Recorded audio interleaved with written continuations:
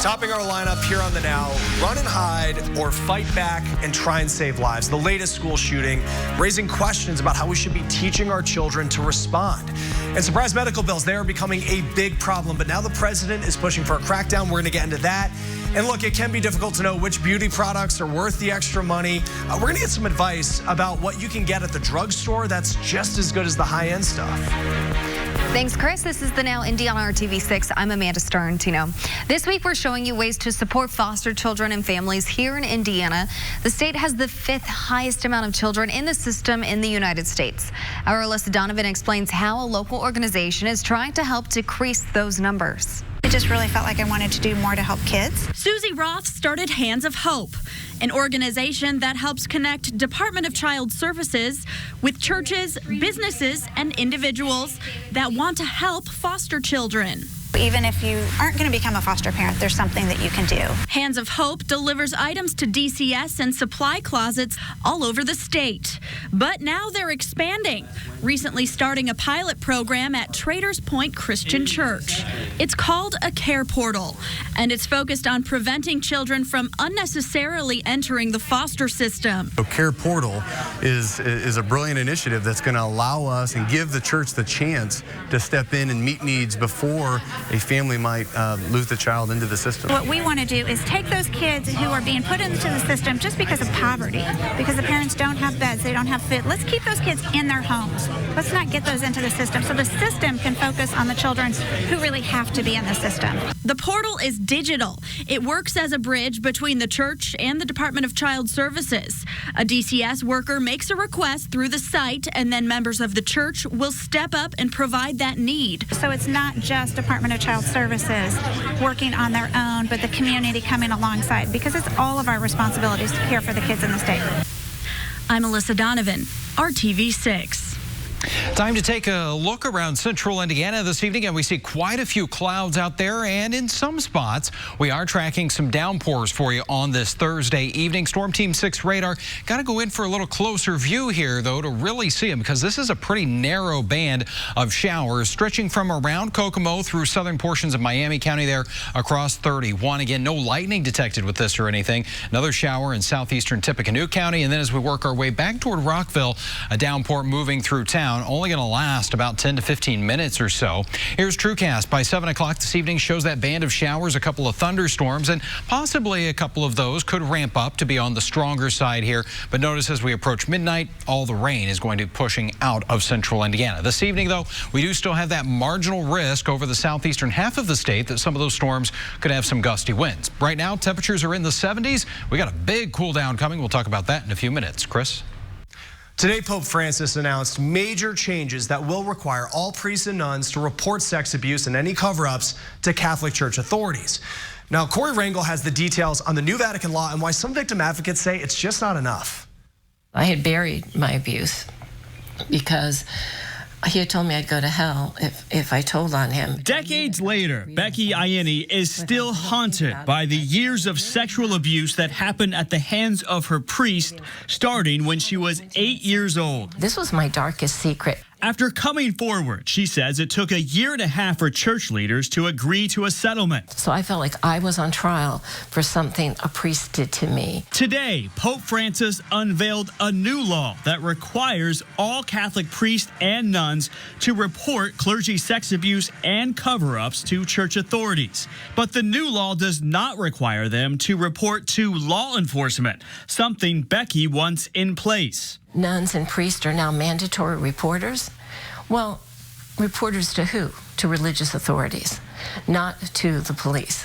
Every suspected child abuse case should be turned directly to the police. They're the ones who can independently investigate it. After decades of widespread sex abuse scandals, critics also point out there's no punishment for priests and nuns who choose not to report cases of abuse under the new law. Jeff Anderson, an attorney for other victims of church sex abuse cases, calls the new law ineffective. And they have demonstrated for over 3 decades they are incapable of handling this issue themselves and they do not want outsiders in the closed clerical culture. The new rules also say victims cannot be forced to keep quiet and must be welcomed and listened to by church leaders and offered medical and psychological assistance. The new law starts in June and can be changed after a 3-year trial run. I'm Corey Rengel reporting. All right, Corey, thank you. Let's get back to our lineup. And surprise medical bills are just becoming a common problem.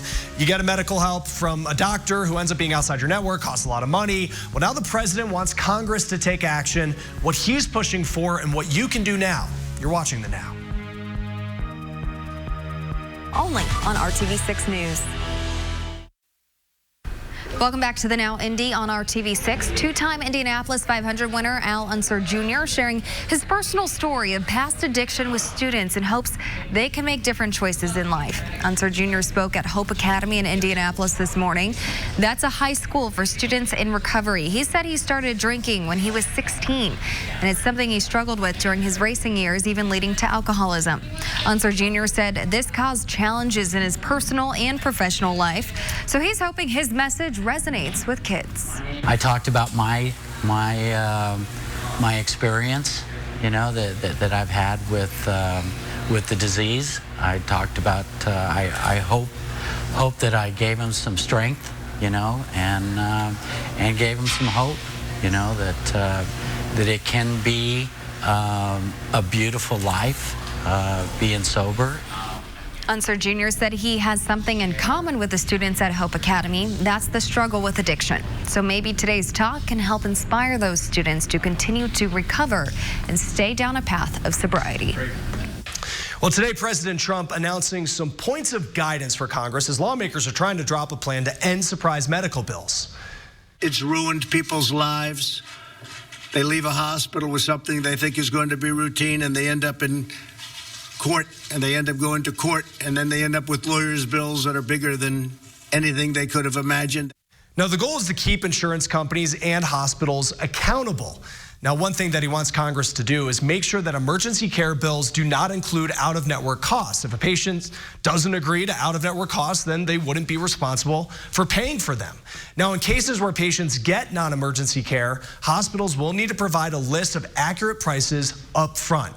The president says the new rules should apply to all types of health insurance. Now, there was a man who spoke today who was billed $110,000 after going to the hospital for a heart attack. Now, another man was billed more than $17,000 for a urine test. It would have cost $100 if he had done it in network. Now, while we wait for new guidelines, there are a couple things that you can do to avoid surprise medical bills. And the first thing is just make sure you ask a lot of questions. Number two, nonprofit Broken Healthcare says make it clear that you do not want out-of-network providers.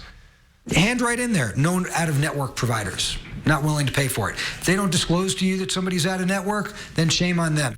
Now, congressional leaders on both sides say they are ready to move on legislation. Amazon now being accused of recording and storing kids' conversations through Echo.Kids. Advocacy groups are now filing a federal complaint against the company. They say that Amazon keeps kids' data in the cloud even after parents try to delete it. Now, the groups say you can delete a child's profile by contacting customer service, and by doing that, it disables all the features that make the Echo Dot suitable for kids. An Amazon spokesperson says the company is in compliance with federal privacy laws. All right, let's get back to our lineup here, and it is a question that children unfortunately just now have to answer. Run and hide or fight back and try to save lives. So what should we be teaching our kids about responding to school shootings? At Ross, yes for less. Now, Gas Buddy is predicting some relief today, coming soon from high gas prices. Since January, the cost has jumped and averaged 67 cents a gallon nationwide. It's the second largest rise in the last decade. Well, we should notice prices dropping, though, before Memorial Day. Now, there are some things to consider when fueling up, and it's other than price, and that includes the type of gas. But in this situation, we're not talking about like unleaded versus premium. We're talking about something called top-tier gas. AAA describes it as fuel that keeps your engine cleaner and helps it run better, improving your mileage. Now, it has a higher concentration of detergent in it. And there are about a third of gas stations that sell top-tier top-tier gas costs about an average of 3 cents more a gallon. Now, more than 50 gas station brands sell it across the U.S. That includes Costco, Chevron, Exxon, and Shell. You want to look for the top-tier logo or download the AAA app to find them. Another thing to consider when it comes to mileage, of course, is your car. And Consumer Reports independently test for fuel efficiency. Now, other than hybrids, the best mid-size car on gas was the Toyota Camry, barely beating the Honda Accord and Nissan Altima. The Honda HR-V and Subaru Crosstrek were just behind a diesel and Lexus in the small SUV category. The minivan with the best mileage that was not a hybrid is the Honda Odyssey. All right, let's turn to the Now News feed. And South Shore Furniture recalling these 3-drawer chests that were sold on Walmart, Target, and Amazon's websites. They could actually tip over and hurt somebody. You want to go to southshorefurniture.com for information on repairs and refunds. Well, some environmental concerns in Paris after the fire at Notre Dame. Police say that lead levels from the roof, they're astronomically high, and the main danger here is lead dust coating nearby homes and businesses. Well, it is unclear when the full House will vote on holding Attorney General William Barr in contempt of Congress. Democrat-led House Judiciary Committee voted in favor of that yesterday. House Speaker Nancy Pelosi said they will not rush to that vote. It is over Barr not turning over the unredacted version of the Mueller report. Well, you may have seen this video online, and if not, you want to buckle up for this one. Take a look. An Oklahoma man, he is now talking about this. Yikes, left side of your screen. You see that? That was a snake going right at his head on the front porch of his friend's home. A doorbell camera capturing the entire thing. And Jarrell Haywood says he was visiting a friend, and at first he thought all of this was a joke, but it turned out it was very real. Hit me right around my eyelid, right there. I'm not no snake lover. I never have, never will be. And to me, a snake, you know, poisonous or not, it's a snake, though. Nightmare. Look at that. Well, fortunately, the snake was not poisonous. He is on some antibiotics, and he should be just fine. Eek. Well, thank you, Chris.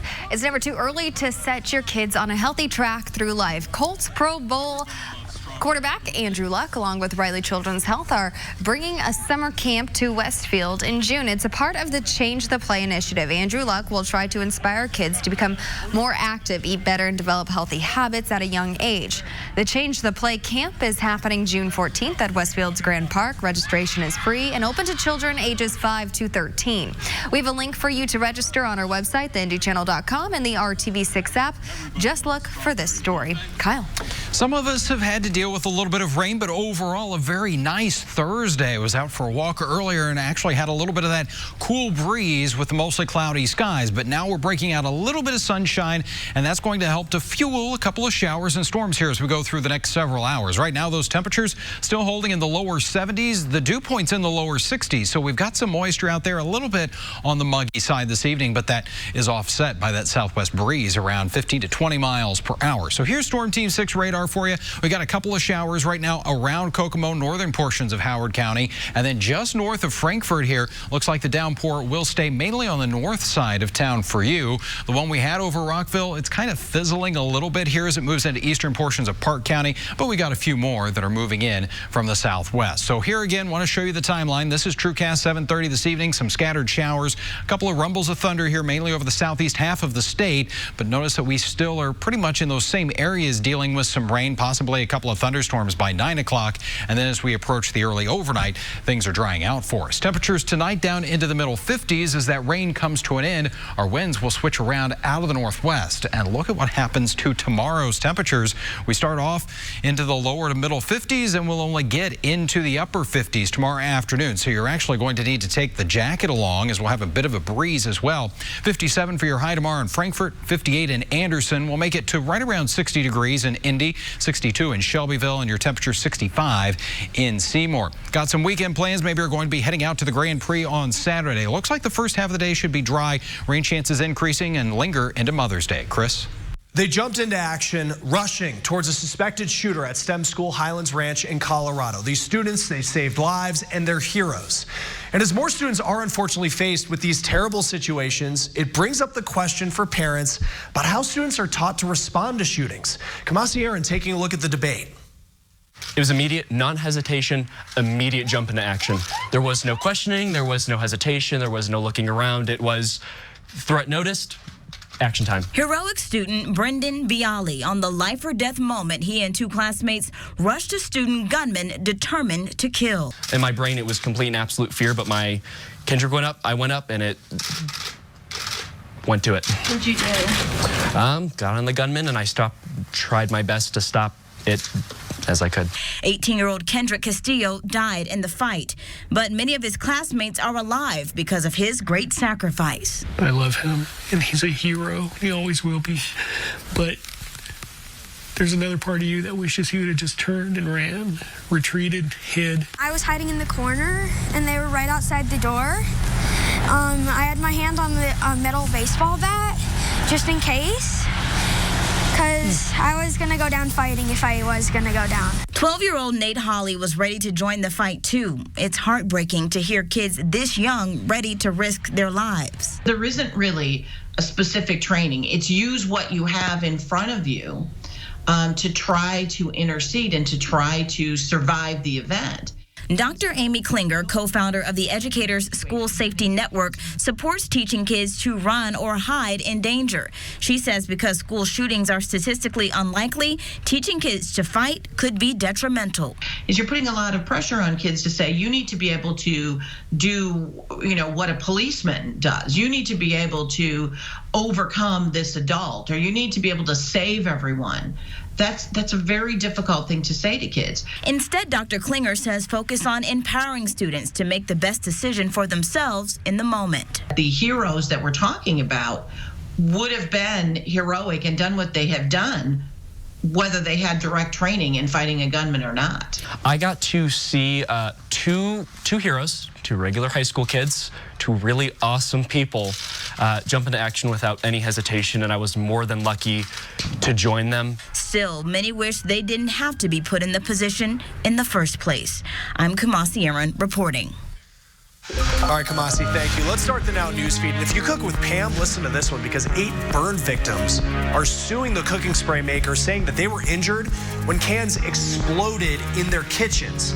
Now, the suit says that there was a venting system on the bottom of certain cans that made them explode, and the maker of Pam says it has phased out the venting system on their product.